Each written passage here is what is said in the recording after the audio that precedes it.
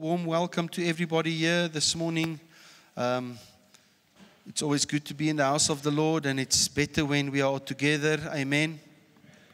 I want to read for you some scripture from our theme scripture this morning is 1 Corinthians 2, and from verse 1 to 16.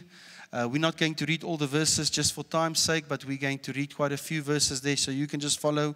I'm going to read from the New King James Version. And I, brethren, when I came to you, it's Paul speaking here, did not come with excellence of speech or of wisdom, declaring to you the testimony of God. For I determined not to know anything among you except Jesus Christ and Him crucified.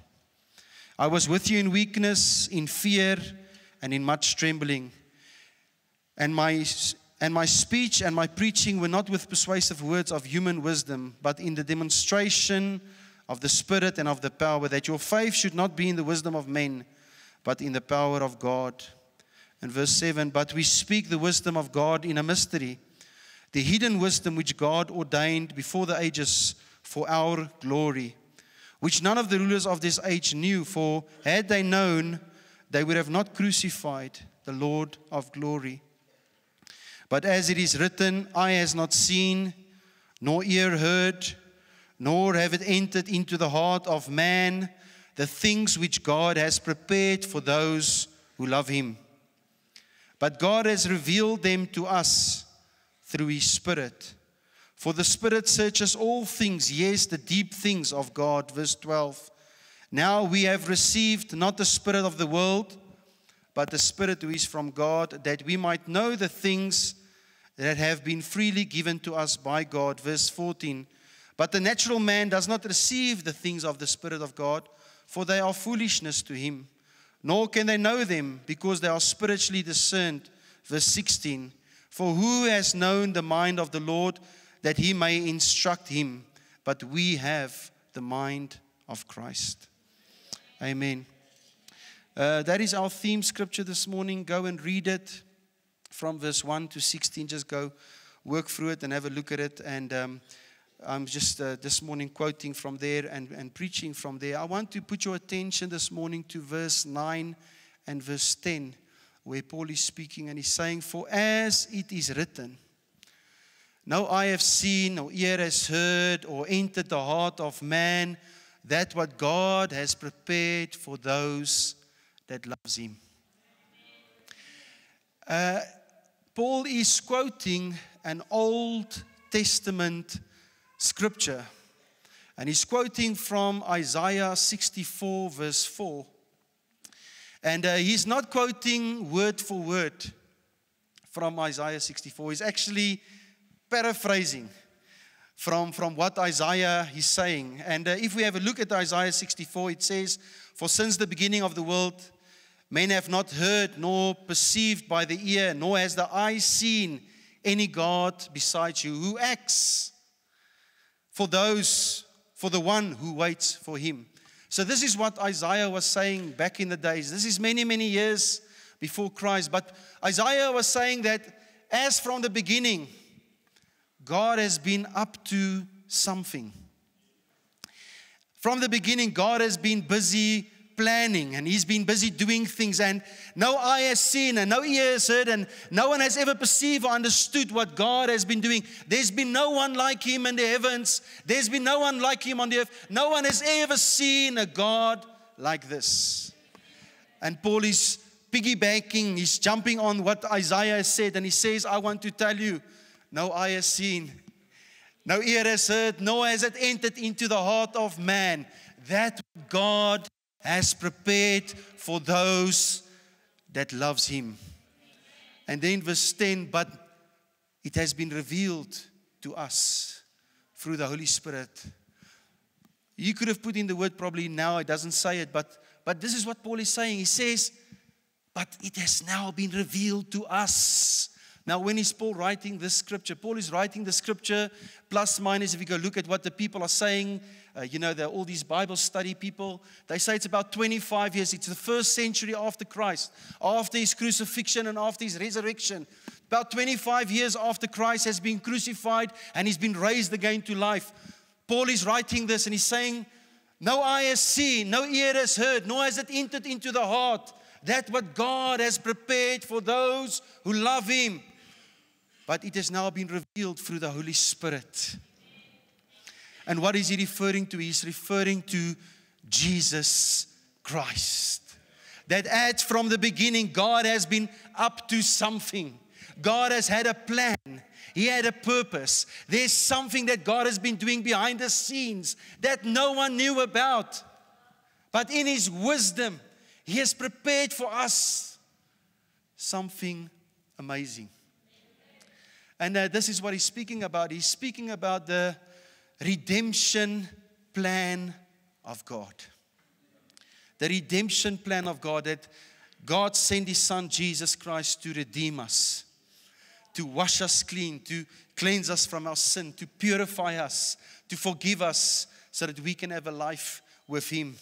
And this is what Paul is saying. It was always God's heart for us as children of Him, men and women, creation, to have a relationship with Him. It's always been His heart right from the beginning to walk with us, to fellowship with us, to speak with us, to be close to us, to be in harmony with us, to be in union with us, to commune with us, to spend time with us, to speak to us, to fellowship with us. This has been God's heart from the beginning. And if you go read in Genesis, right in the beginning, you'll hear the story. You'll see the story of redemption. You see how in the beginning God made the heavens and the earth. He said, let there be light, and there was light. And when He's finished day one, He looked and He said, God looked and He saw that it was good. And then He separated the waters and put the earth came out. And however He did it in His wisdom and in His majesty and in His ways of doing things. And it's just so amazing. And after the day was finished, He watched and He looked and He said that it was good. And He made all the trees and He made all the plants that bear seed. And He says, this is food for eating for you. And He made all the animals and He made all the fish. And He looked at it and He said, it was good. But on the sixth day, He made man. He said He made the man in the image and in the likeness of God. He made them male and female. He made them. And He put them on this earth, and He says, subdue the earth, fill this earth, have dominion, be fruitful, multiply. And after that day, He looked at all His creation. And He said, and it was very good.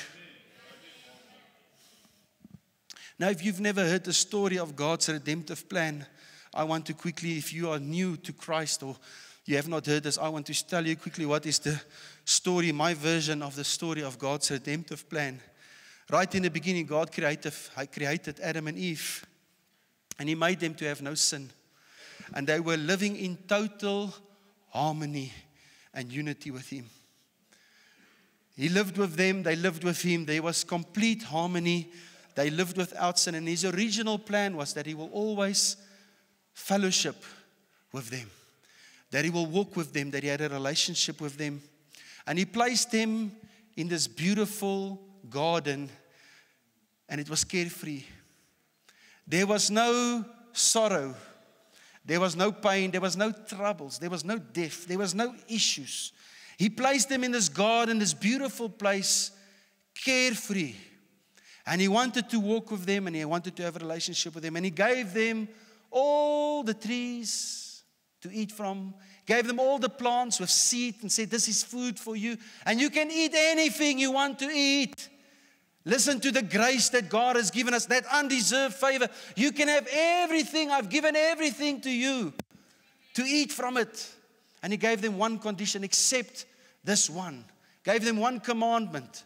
Except this one tree that's in the center of the garden, the tree of the knowledge of good and evil. You can have everything. And God gave Adam free will. He gave him a gift.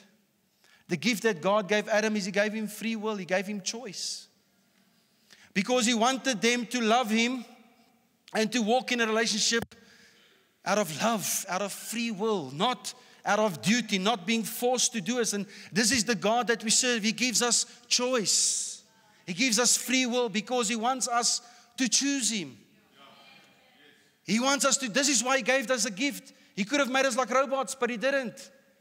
He made us people with a mind and a heart, emotions, and to think for ourselves because He wanted us just to know how much He loves us. And that we will choose Him the same way. And unfortunately, we know the story that man sinned. You see, Satan fell out of heaven, or he was thrown out of heaven because of pride in his heart. He was kicked out of heaven. And what did he do? He immediately went after Eve. And he deceived her.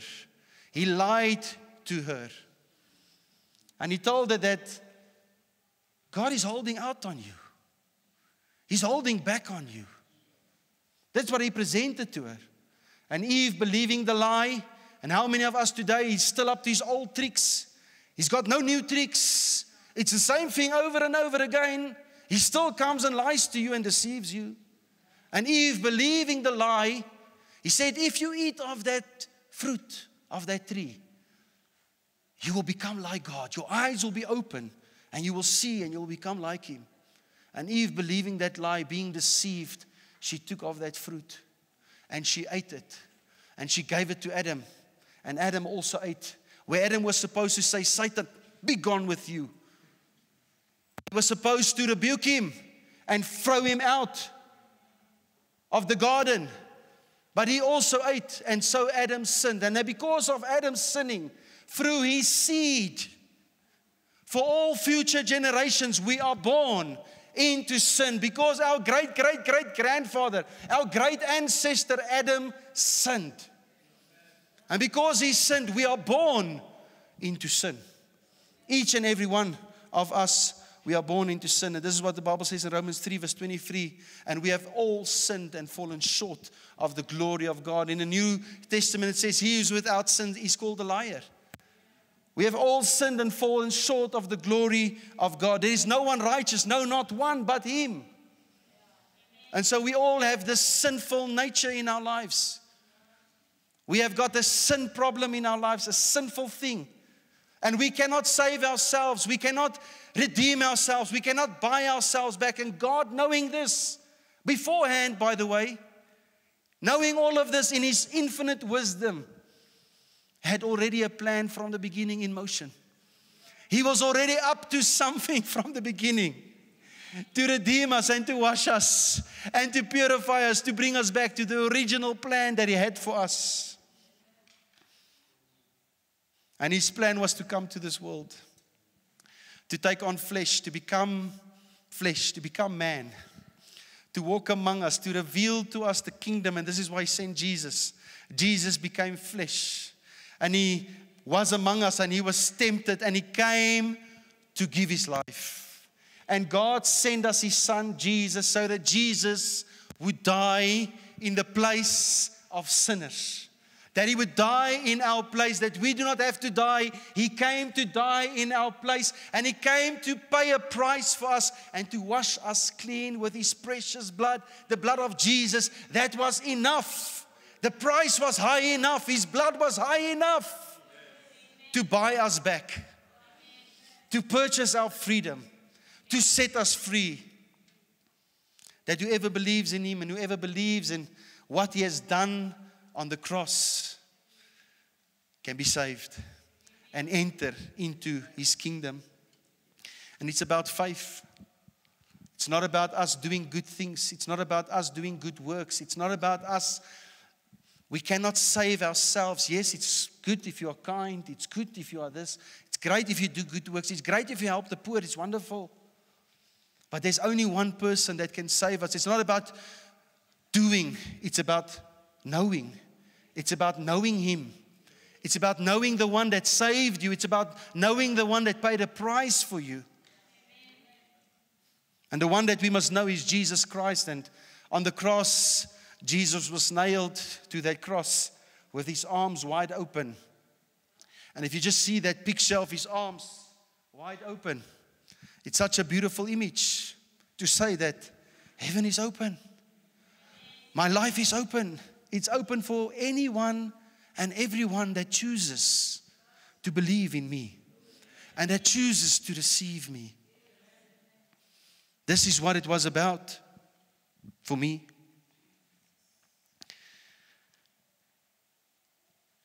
And Jesus says that we must believe. We must believe in Him. He says that we must repent. That we must repent, we must turn from our sinful ways. We must admit that we are a sinner. We must confess our sins and we must turn towards Jesus and we must put our faith and we must put our trust in Him. And this is what Paul is saying. Paul is saying, no eye has seen, an ear has not heard, nor has it entered into the heart, that what God has prepared for those who loves Him. Until now. Now we know. Now we know that through the Holy Spirit, Christ is revealed. Christ is revealed. And He came to give you life, an everlasting life. And He came to change your life. That whoever calls on Him will no longer die. You will no longer have a death. But you will have eternal life in Him. And this is so amazing. This unbelievable, unthinkable, wonderful grace of God that has been freely given and poured out to each and every one of us. And it's nothing that we can do to achieve it. It's just by faith. It's just by faith. And all it takes from us to be like a little child. To humble ourselves. And to say, Lord, I open my heart for You. I open my life for You. And I receive You. And then we have entrance into heaven. And the Bible doesn't say much about heaven. But what the Bible says, that heaven is an amazing place. It's a place without pain, without sorrow, without death. It's a place where there is harmony. Where we live in harmony with the Lord. It's a place that is carefree. It's a place where the streets are made of gold. It speaks about that the gates, I don't know if it's one big pearl or if the gates are made of pearls. But it speaks that the gates, it's like pearls. And there's no need for a sun or a moon in heaven because it says that Jesus Christ is our everlasting light. And that His light illuminates heaven. And that it is open for each and every one that believes in Him. Amen. And there will one day be a great reunion.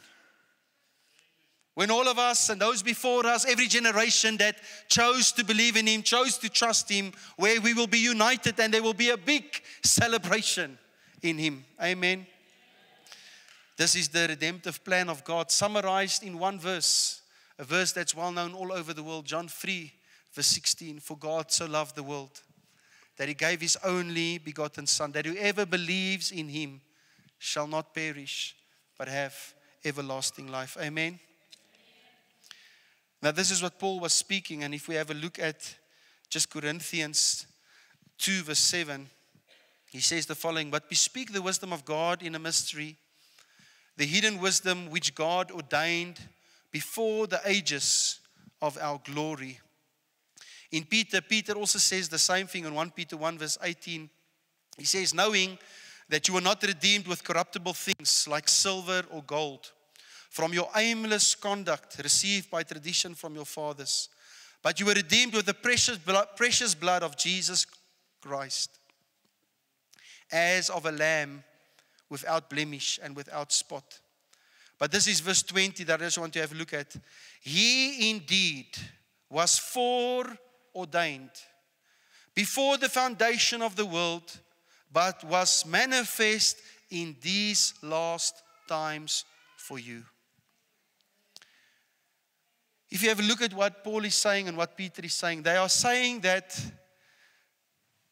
the cross was not an afterthought. The cross was not plan B. It was not plan C. It was not God making a plan because man have sinned. Oh goodness, man have sinned. Now it's horrible. Oh my goodness, now I have to come up with a plan. No.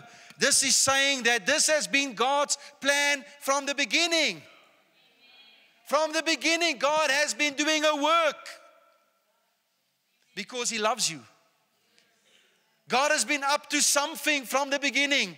No eye has seen, no ear has heard, nor has any heart understand that what God has been up to doing for those that loves Him. God has been preparing something amazing for you and for me. And it is through Jesus Christ. Through Jesus Christ. Through Jesus Christ. Through Jesus Christ. Amen? In His divine wisdom, knowing everything, He knew, in His divine wisdom, He knew that Adam and Eve was going to sin. He knew it when He orchestrated this plan in His divine wisdom.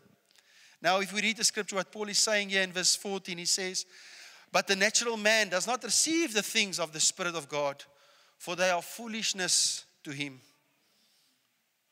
Nor can he know them, because they are spiritually discerned. And we remember 2 weeks ago, Henny was preaching about the wisdom of God, and how the wisdom of God is foolishness to man. And this is what this whole picture is about. To the unbelieving world, to the natural person, this plan of God, that God loves me, God cares for me, God sent His Son to die on a cross for me, that I can receive Him by faith, I must just believe in Him. It sounds unbelieving. It sounds skeptical. It sounds foolish. Why would God die on a cross for me, but He does not even know me, or I don't even know Him? Well, that's the thing, He knows you. We don't know Him, but He knows us. And this is the amazing God that we serve. What the world sees as sacrifice, as death, as suffering, we that are believers, we see it as salvation, love, and eternal hope. 1 Corinthians 2 verse 12, Paul is writing and he's saying, now we have received not the spirit of the world, but the Spirit who is from God, that we might know the things that has been freely given to us by God. You see, before salvation, before we accept Jesus Christ by faith, before we also open our hearts, the ways of God may seem weird. The ways of God may seem, it's not understandable. The ways of God may seem, why does God do the things He does this way? And then the moment when you surrender your life and you open your life to the Lord, all of a sudden it all makes sense. All of a sudden everything just makes sense, and it just becomes clear to you, and it just becomes a part of your life, and it just becomes a part of your lifestyle. We come to Christ by faith and not by understanding. Understanding comes because of the Holy Spirit that enters our life. The moment we give our lives to Jesus Christ, the Holy Spirit comes and He begins to illuminate the plans and the purposes of God, and He begins to stir that faith in your heart. And He begins to show you, and He begins to guide you, and you begin to feel and you begin to sense His love, His compassion, His strength, His abilities, His surety, His mindset, His character, His nature, and it begins to develop and form and shape your life. But it starts with a step of faith that we take. And what seems once foolish is now crystal clear to each and every one of us. And this is what it says in 1 Corinthians 2 verse 12. It says, now we have received not the spirit of the world. I read it already. But the Spirit who is from God, that we might know the things which He has freely given to us. That we might know the things that God has freely given to us. Now my question is, what has God freely given to us?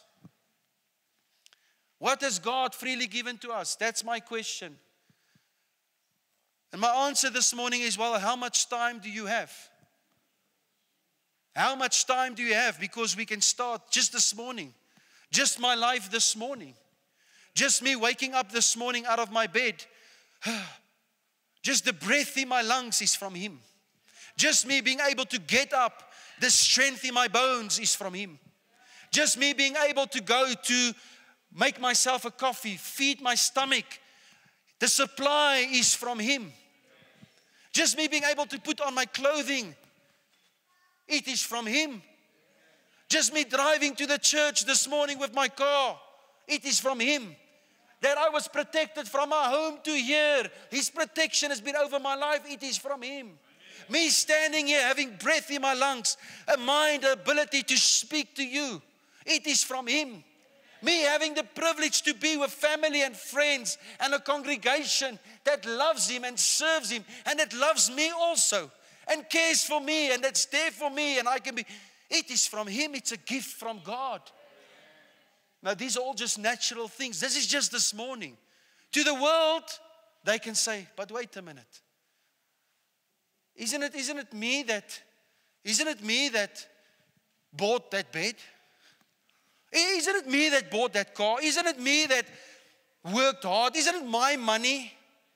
Isn't it my good driving skills? Isn't it my education that provided for me this and this and this? Isn't it me? You see, isn't it a coincidence what you are saying? You see, the world is me, I. The wisdom of God is foolishness. But this is what Paul is saying. He's saying, no eye have seen, no ear has heard, no mind heart has it entered to that what God has been doing behind the scenes. He's been busy working on your behalf. He's been doing something on your behalf. And this is why we can say this morning, thank you, Lord, that everything is the free gift of the Lord. Never mind speaking about the spiritual things.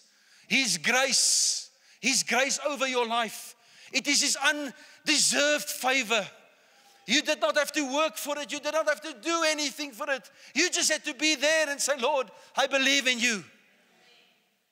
And because of that, you are walking in His undeserved favor. It means that you can trust Him for things in your life. It means that you can trust Him for your work, trust Him for your family, trust Him for your church, trust Him for your future, trust Him for your children, trust Him for anything because His undeserved favor is over your life. It's His grace. As He provided for Adam and Eve in the garden, all the trees, He's providing for you every single day. He's freely given us these gifts. The Holy Spirit, Acts 2, you can go read it, 38. He gives us everyday guidance. Every day He empowers us. Every day He's there to comfort us. When we go through something, He's there to lift you up. Every day when you feel weak, He's there to empower you. We begin to recognize Him in our lives. See, when I give my life over to the Lord, man, everything that Jesus Christ was kept back for this time, He was kept back, that at the right time He was made manifest. At the right time He was made manifest, that through Jesus Christ we have this everlasting life. Through Jesus Christ we have this eternity. Through Jesus Christ we have this relationship. Everything, God is restoring it again back into our lives. He's restoring it into your life, to fellowship with you, to walk with you, to partake with you, to spend time with you, to be in union with you. He's given us His peace. John 14:27, you can go read that. My peace I leave with you. My peace I give to you, not as the world gives it. Jesus gives us inner peace, not based on our circumstances. He gives us peace because of His presence that's in our lives. That when there's turmoil, His presence in my life keeps me calm. When the storms was there, all the people, the disciples was with Him. Oh, the storm is here. Jesus was on the boat. He was at complete peace because the Holy Spirit was with Him.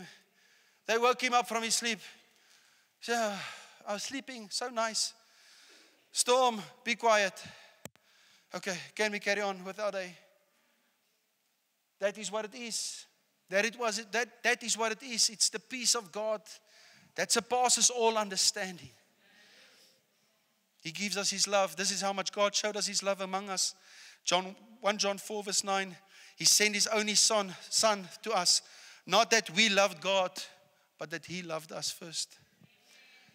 He loves us while we are sinners. He loves us while we are doing wrong things. He loves us. He doesn't love what you're doing, but He loves you. And this is why He says, I send my Son to help you to strengthen that weakness in your life. I send my Son that you can turn from your wicked ways. Turn towards me. Repent from your sinful ways. Confess it and I will make you strong. Give me opportunity in your life. This is what He is saying. And we can go on and on and on. He's given us creation of life. He's given us wisdom. He's given us spiritual gifts. These are all the things that the Holy Spirit has given us. But the greatest gift, above everything else, was the gift of salvation.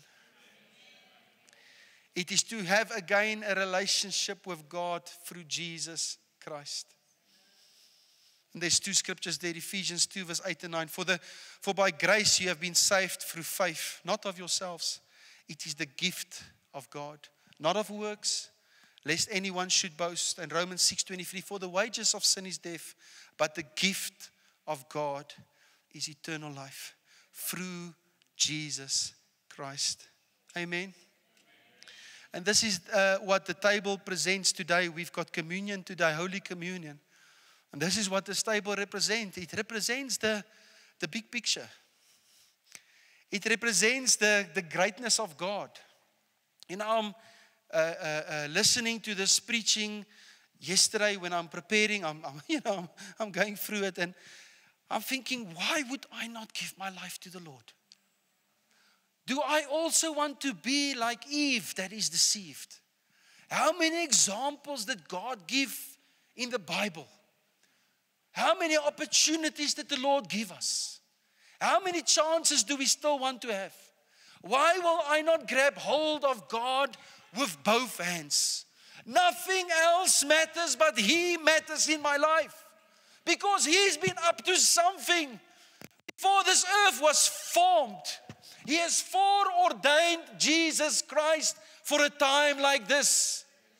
That for each and every one of us that believes in Him, we shall not perish, but we will have everlasting life. Why will I not grab hold of Him? When the enemy comes my way, will I also believe his lies? Will I also be up and down? Will I also be deceived? Or will I say, Satan, I've learned from so many before me. Go in Jesus' name. You see, Jesus was setting the example. He was also tempted. After not eating, fasting for 40 days and 40 nights. In his time of weakness, the devil thought. But he was not in his time of weakness. He was in his time of strength. He said, I can't remember now all the stuff, but here's a piece of bread.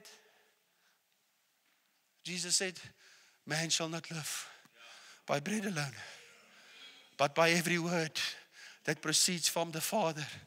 If you are the God, come and jump from this high building. You shall not tempt the Lord your God, for you shall love and serve Him only. You see, Jesus, He was not like Adam. Jesus, what did it? He said, who are you? Who are you? Who are you? This is what He said, who are you? And He resisted the devil. And what does the scripture say? And He left him. Why? Because He was the Christ. He was the Christ. He was the Savior of the world. And it is the Savior of the world when you open your heart for Him, that He lives in you. He moves in you. He finds His existence, His being in you. His nature in you begins to form you, shape you, develop your life. This is why Jesus sat with His disciples and He fellowshiped with Him and He said, Take this bread. This is my body. It was broken for you. It was broken for you. At that time, they didn't understand also. They didn't understand what was about to happen. This is the cup.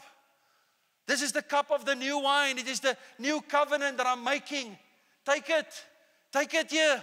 Drink of it. It is the blood.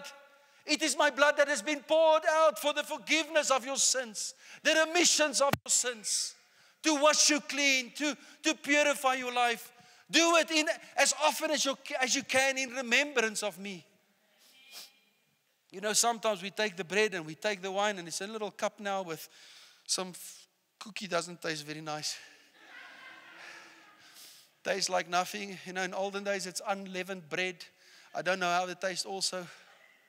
But with some salted butter, I'm sure it's nice. It's not about the cookie. It's not about the the tasting of the stuff. It's about what it represents. And sometimes we just take it and we just eat it. We just take it for nothing. But this morning, I want you to open your heart. This is why I'm sharing this message with you. There is a redemptive plan that God has been doing from the beginning. Man, I want to jump. If I can jump high, I would jump high. Just to jump high. To say, thank you, Lord. Thank you, Lord, that I have everlasting life. It doesn't matter what this world presents. What you present is better. It doesn't what the world pushes me. Because you're pushing me higher and higher with you. My life is secure. There's nothing that no one can do to me. Because Christ is in my life. And it is for this reason that I give myself to Him over and over and over and over and over again.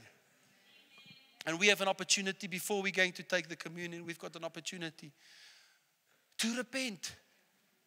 To repent. To repent of our sinfulness. To repent of our sinful ways. To repent, Lord God, I am a sinner. I'm missing it in my life. Lord, I ask for forgiveness. I ask for forgiveness for everything that I'm doing that's not honoring you. And Lord, this morning I believe in you, Jesus Christ, and I believe by faith of that what you have done on the cross for me. And I accept you with my whole heart. Amen. Amen. Can we close our eyes this morning, and we're going to pray this prayer this morning by just accepting Jesus Christ. And just this is what the table presents. It's this morning the big picture plan of God, that He is so amazing. He is so amazing. Will you trust Him this morning? Will you trust Him this morning in your life? Will you really trust God to change your life? I'm asking the question this morning, how many of you want to continue walking around the mountain? You want to continue doing the same things over and over and over again. You expect something to change in your life. It's not going to change in your life until you turn to Jesus. How many of you this morning, you are busy, you are just busy with things, you know it's wrong. You know it's wrong and you're trying to overcome those things with your own strength. You're not going to be able to. You're not going to be able to resist Him without Jesus Christ. Jesus Christ is the answer. This morning, I want you to trust Him with all of your heart. To say, Lord, this morning, it's not on my own understanding. It's not my own wisdom. It's not my own strength. Lord, no eye have seen, no ear have heard, nor has it come into our heart that what you have prepared for us. But now, through the Holy Spirit, we know it's you, Jesus Christ, that you are the beginning of life. And Lord, that you have got a great future in store for us. And Lord, it doesn't stop here. It continues forever and ever and ever. And Lord, you are still behind the scenes, working for our good, for those that loves you. And today we choose to trust you, God, with all of our hearts, with all of our minds, with all of our strength. We choose to trust you, Jesus. We choose to trust you, Lord. We choose to trust you, Father. We open our hearts for you. We open our lives for you. We open our spirits for you, Father. Today we come and, Lord, we confess our sins. We confess, Lord, that we are a sinful man. We are a sinful woman. Lord, there's things in our lives that we are doing. We know it's not right. We know it's wrong, but Lord, yet we do it over and over and over again. Lord, we ask for forgiveness. We repent today. We repent and we confess those sins, Father. Lord, I confess those things in my life that's not good. Lord, those things in my life that's unholy. Lord, I confess those things in my life. I confess them, Lord, and I say, Father, I don't want them to be a part of me. I don't want them to be a part of my life. I don't want to live this life where the enemy still has a hold on my life, Father. I ask for forgiveness. I ask for forgiveness. I ask for forgiveness. Lord, come and forgive me. Come and set me free. Come and deliver me. Come and wash me by your blood. Come and purify my life. Purify my life and strengthen my life on the inside. Strengthen my life, Father, Lord, that I am an overcomer because you are an overcomer. Father, this morning I believe in you, Jesus Christ. I believe that you sent your Son, God. You sent Him to this earth to become flesh and to show us and to reveal the kingdom to us. And that He came to die for us and to pay a price for us. and to wash us clean and to surrender everything, Lord God. That your blood, Jesus Christ, was more than enough. It wasn't just anything, it was the precious blood. It was the precious blood, and it washed us clean, Father. I say thank you. This morning we receive you into our life, Jesus. And as we partake of this communion, as we partake of the bread and the wine, Lord, it's all about you. It's about the bigger picture. It's about that which you have, that which you ultimately want to do, and how great are you, King. And you've prepared even a hope for us, Lord, and that even now we don't have to wait to heaven to fellowship with you. We don't have to wait to heaven to be with you. We don't have to wait to that to live in harmony, to live in union, to live in fellowship. It can start right now. It can start this very moment. It can be this very moment. And Lord, even those that is serving you for years, but we are missing out on that. I just pray, restore this morning. Restore that joy of our salvation. Restore that love that we have for you. Restore that peace. Restore that strength in our lives. And we say thank you for this in Jesus' name. In Jesus' name. Now, we just say thank you, thank you, thank you, Lord. Thank you, Lord. Thank you, Lord. Thank you, Lord. Thank you, Lord Jesus. Thank you, Lord Jesus.